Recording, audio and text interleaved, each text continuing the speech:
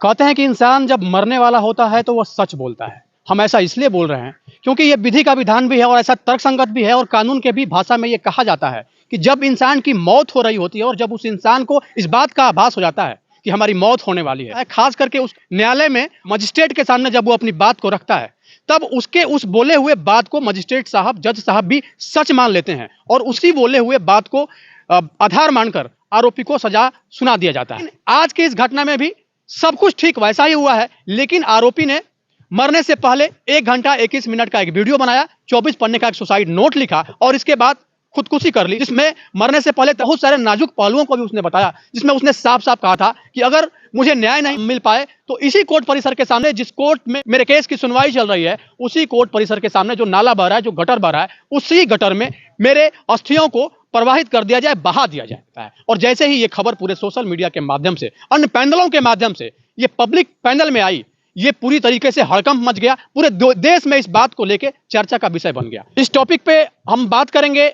हमारे पास एडवोकेट हैं Lakshmi Narayan, अभिवक्ता, high court के वकील हैं। खास करके सुभाष और अतुल का जो मैटर है, उस मैटर में ये पूरी अपनी पैनी नजर बनाए हुए हैं। सबसे पहले तो आप ये बताइए कि अतुल सुभाष का जो प्रकरण चला, अभी तक आपने देखा कि Atul Subhash live video call पे आए और आने के बाद उन्होंने अपने आप को खत्म कर लिया, उनकी दुनिया वहां से खत्म हो चुकी। 1 घंटा 24 मिनट का वीडियो और 24 पन्ने का जो ये नोट्स है, ये पूरे देश को झकझोर दिया है। पूरे मर्द समाज जो है सोचने पर मजबूर हो गए हैं कि कब तक हम लोग भी इस तरह से प्रताड़ित होते रहेंगे। ये घटना सिर्फ एक व्यक्ति के साथ नहीं हो रहा है, आने वाले हर वो व्यक्ति के साथ हो रहा होगा जिसकी पत्नियां 498 का झूठा मुकदमा करके अपने पति को, अपने ससुराल वालों को जेल भेजती हैं। हमारा कहना है जब वो महिला के लिए कानून बना तो उस समय महिला प्रताड़ित हो रही थी, उनके लिए कानून बन गया। अब पुरुष प्रताड़ित हो रहा है, पुरुष के लिए भी तो कानून बनना चाहिए ना। बात कानून बनने तक तो ठीक है, क्योंकि आप लोग हमेशा जज से फेस आते हैं। जब कोर्ट परिसर में आप लोग जाते होंगे तो जज के सामने आप लोग वार्तालाप करते हैं, कॉन्वर्सेशन करते हैं, और आप लोग जब केस आरोपी का लड़ते हैं तभी उस बेस पे, सबूत के बल पे जो न्यायालय है वो सुनवाई करती है, सजा का प्रावधान करती है। तो जब न्यायपालिका, न्याय के मंदिर में न्याय की देवी के द्वारा ही 5 लाख रुपए घूस लेने की बात उस वीडियो में साफ साफ कहा जा रहा है कि मंदिर में जब न्याय की देवी के द्वारा जब ये चीजें हो रही है तो फिर आम पब्लिक किस पे भरोसा करे। एक उम्मीद की आखिरी सीढ़ी जाके वहां खत्म हो जाती है, और किसी भी इंसान की जो उम्मीद की आखिरी सीढ़ी वहां पे जाके खत्म हो जा रही है, उसके बाद इतने बड़े घटना को पूरे देश देख रहा है, सुन रहा है कि जो न्याय की मूर्ति भी है वो भगवान नहीं है।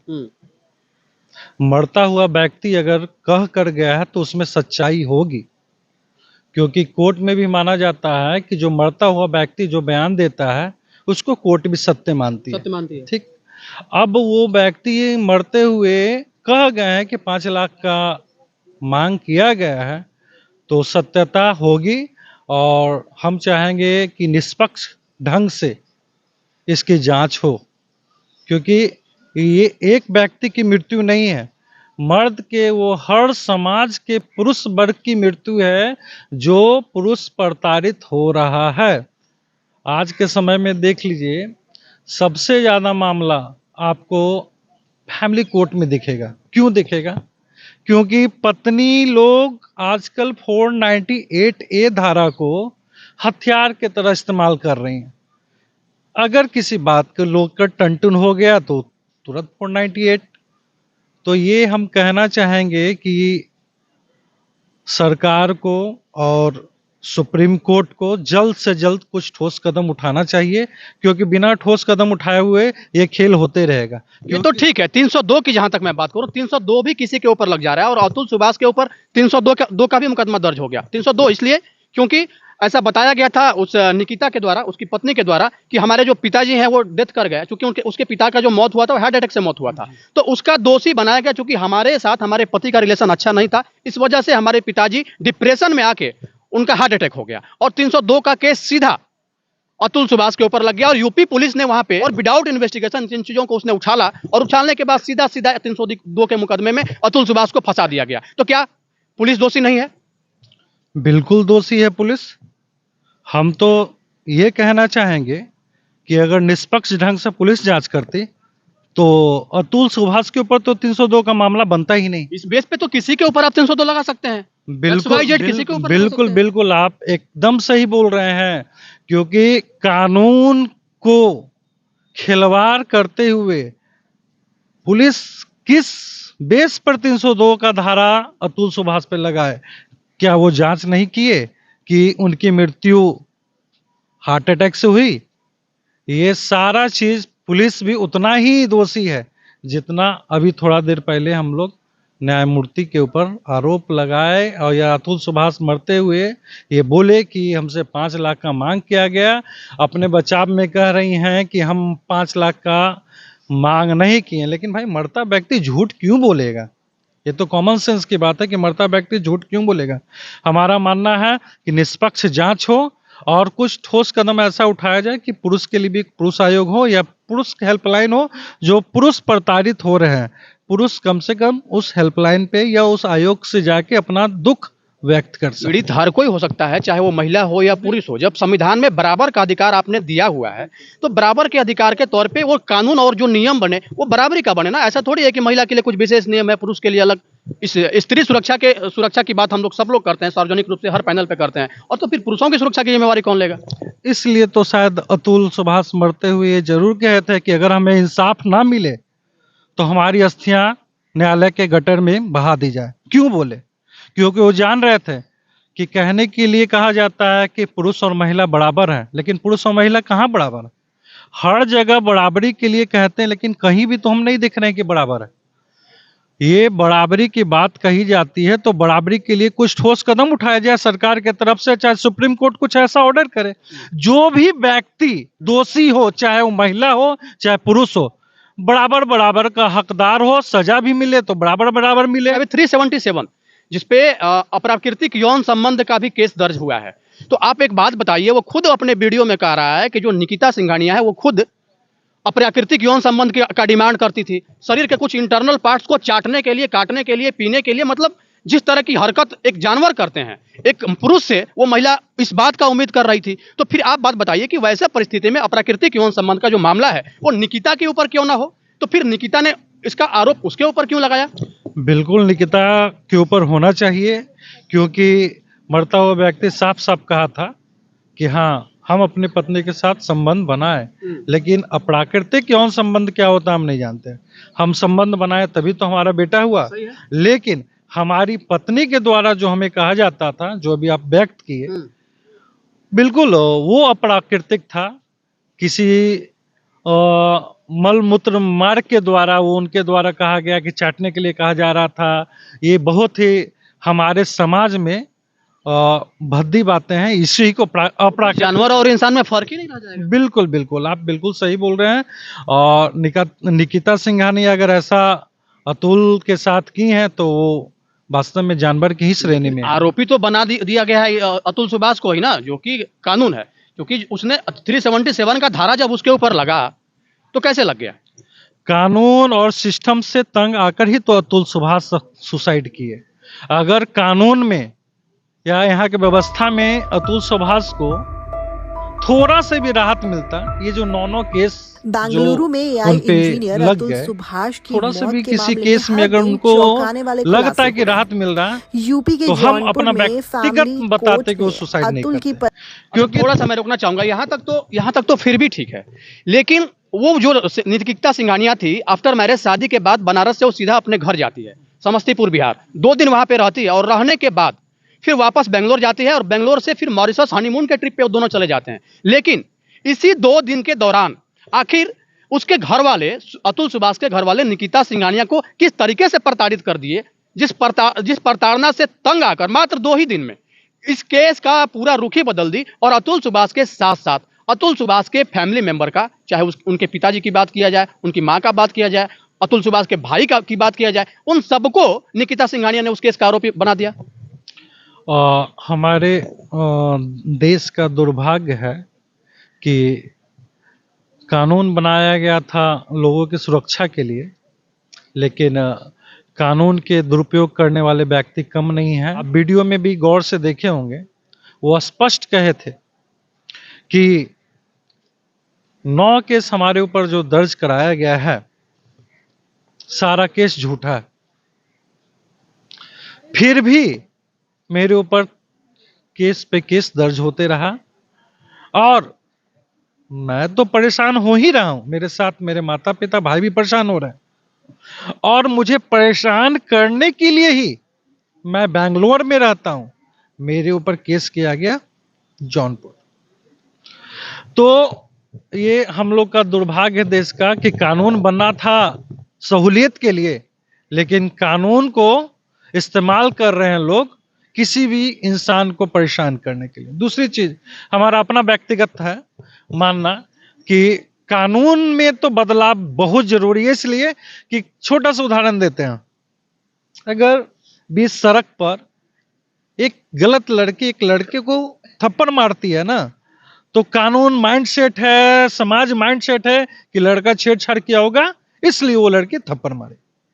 अब एक सही पति भी किसी गलती के चलते अगर एक थप्पड़ मारता है अपनी पत्नी को, तो समाज कहता है पति कितना गलत है कि अपनी पत्नी को मारता है ना। ये सब तो कहने सुनने की चीज है, मैं आपकी भी बात कर रहा हूँ, स्पेशली जितने भी एडवोकेट होते हैं कहीं भी मिल जाते हैं, अगर आपके पास वैसे लोग आ जाएंगे, लड़का और लड़की दोनों वहां पे जब पहुंचेगी तो पहले आप लड़की का पक्ष लेंगे। नहीं, हमारा अपना मानना है। हम 2024 में आपको बहुत फेमस एक वाकया बताते हैं। मनीष कुमार नाम के हमारे एक मुवक्किल हैं, उनकी पत्नी के द्वारा उन पे केस लाद दिया गया 376 का। 76 होता है रेप का, बलात्कार। तो 376 जब उन पे लाद दिया गया तो वो पूरी तरह से मेंटली डिस्टर्ब हो गए, बोले कि सर मेरी पत्नी ही मेरे ऊपर 376 का मामला लाद दिए। हम तो सारे लोग उनको सजेशन दिए, अब तो 376 हो गया, तुम छिप जाओ, तुम जेल चले जाओगे। हमने उन शांति दिमाग से उनको बोला कि आप सारा बात हमको बताइए। वो बताए, बोले कि सर ऐसा बात है कि मेरी पत्नी किसी के बहकावे में आकर हम पे 376 लगा। कितने लोग उनको बोले कि अब अपनी पत्नी से बात मत करो, नहीं तो वो कोर्ट टेस्ट करा के तुमको अरेस्ट करा देंगे, तुम जेल चले जाओगे। हम बोले कि आप अपनी पत्नी से बात कीजिए और हो सके तो आप हमसे भी बात करवाइए। तो वो हमारे सामने अपनी पत्नी को कॉल लगाए, बोले कि 18 दिन में करीब करीब ऑफिस नहीं जाने के कारण हमारा 18 लाख रुपए का लॉस हो गया, लेकिन तुम हमारे ऊपर जो रेप का केस लगाई हो, क्यों लगाए, किस कारण से लगाए। तो उधर से जब हम आवाज सुने तो कहती हैं हम आपको सबक सिखाने के लिए केस किए। फिर तो वो बंद कर देंगे वो काम करना। तब हम मोबाइल अपने हाथ में लिए, बोले कि ऐसा बताइए आप सबक सिखाने के लिए बलात्कार का केस कर देंगे, आप बलात्कार का मतलब समझ रहे हैं, 376 का मतलब समझ रही हैं। तो बोली नहीं सर, ये मेरा बात नहीं मानेंगे तो हम इनको फंसा देंगे। हम बोले आप कहीं भी हैं, आप मिलिए, हम बताते हैं आपको। दोनों पक्ष को एक साथ बैठा के बातचीत किए। बातचीत करने के बाद ये हमको मामला समझ में आया, एक छोटी सी बात कि मेरा पति नहीं माना तो हम 376 लगा दिए बात मनाने के लिए। हाँ, बात मनाने के लिए। तब क्या हुआ, तब हम बोले सारी बातें उनको बताएं कि ये सुसाइड करने वाले थे आपके पति, आप ये नहीं समझ रहे कि समाज में इनका क्या गति होने वाला था। तब वो समझी, तो बोले कि सर हम अब क्या करें। तो हम बोले कि आप चुपचाप कॉम्प्रोमाइज लगाइए। हम समझाएं उनको कि पति पत्नी का प्यार जैसे एक कमरे में होता है, उस तरह से पति पत्नी का नोक झोंक भी एक कमरे में होना चाहिए। तो वो बोले कि सर हम तो अब कर दिए, क्या करें, अब जाएंगे कोर्ट में तो हम फंस जाएंगे। हम लगे आपको कुछ नहीं होगा, आप कॉम्प्रोमाइज पिटीशन लगाइए और जज के सामने अपना सारा बात रखिए। तो बोले ठीक। हम जो है उनको कोर्ट में प्रेजेंट किए, जज साहब देखे, बोले कि ये तो 376 का मामला है, कंपाउंडेबल नहीं है, कॉम्प्रोमाइज नहीं होगा। तब हमने कहा कि हुजूर 376 एप्लीकेबल नहीं है, केस करने वाली वाइफ है। तो जज साहब बोले कि हाँ। हम बोले जी सर। हमने पंच शिव मंदिर का रसीद दिखाया कोर्ट को, हमने एक बच्चे जो उनके दोनों के थे, बच्चे का बर्थ सर्टिफिकेट दिखाया और उस बच्चे के डेथ सर्टिफिकेट में माता पिता का नाम दिखलाया। ठीक है, प्रमाणित हो गया। हाँ, जज साहब बुलाए, पूछे कि क्यों केस की थी, तो बोले कि आपस में कुछ मनमुटाव हो गया था इसलिए हम केस किए थे। जज साहब पूछे बेल दे देंगे, कोई आपत्ति नहीं। वो बोले कि जी सर कोई आपत्ति नहीं, आपसे सहमति से सुलह कर रही हो तो जी आपसे सहमत है। बेल मिल गया, जब बेल मिल गया तो वो व्यक्ति को तुम सुसाइड करने से बचा लिए, घर टूटने से भी हम बचा लिए।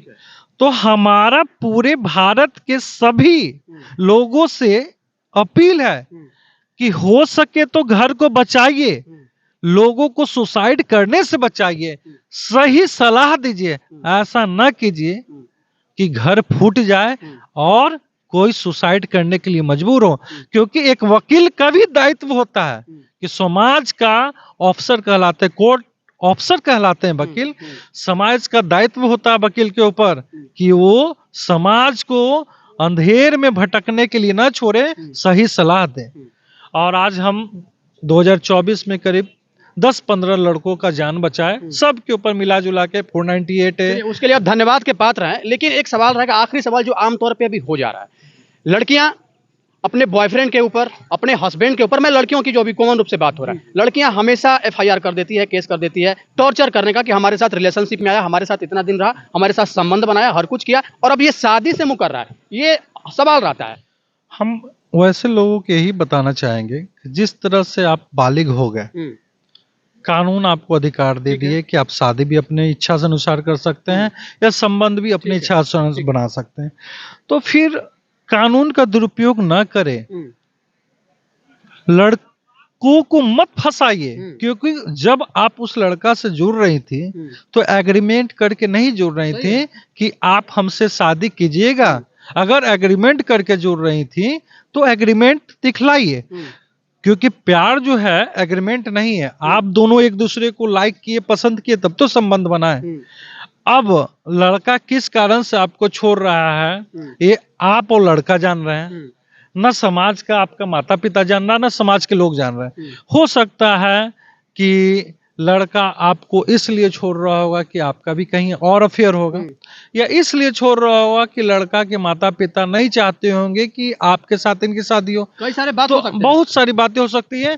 तो लड़कियां इस चीज को समझें, या तो आप शादी के बाद ही संबंध बनाएं, या तो जब संबंध बनाती हैं तो इतना अपने आप को मजबूत रखें कि जब बराबरी का मौका आपको समाज में दिया जा रहा है तो कानून के नजर में उनको मत फंसाइए, क्योंकि वो भी किसी के बेटा है, वो भी किसी का भाई है। आपका भी भाई हो सकता है, आपका भी भविष्य में बेटा हो सकता है। एक आखिरी सवाल 376 का जो आपने बात कहा, ठीक है, तो 376 तो समझ में आता है कि किसी भी लड़की के साथ, किसी भी महिला के साथ अत्याचार किया जाए, बलात्कार किया जाए, तो 376 का समझ में आता है। लेकिन एक लड़का के साथ जब 2-4-5 लड़कियां मिलकर कमरा में बंद करके उसके साथ जबरन संबंध बनाती है, तो वैसा परिस्थिति में 376 का केस क्या लड़की के ऊपर नहीं लग सकता है? यही तो बात का सबसे बड़ा दुर्भाग्य है कि जब हमारे समाज में बराबरी का दिया जाता है, तो जब आप जो क्वेश्चन पूछे, 4-5 लड़कियां एक लड़के के साथ जब संबंध बनाती हैं, तो वो तो होना ही चाहिए वही। लेकिन कानून में इस तरह का कोई प्रावधान का आरोप तो वहां भी है के लिए, और हम यौन शोषण तो लड़के का भी तो हुआ ना। बिल्कुल बिल्कुल बिल्कुल। तो कानून में कुछ त्रुटियां हैं, कानून में बदलाव होना बहुत जरूरी है।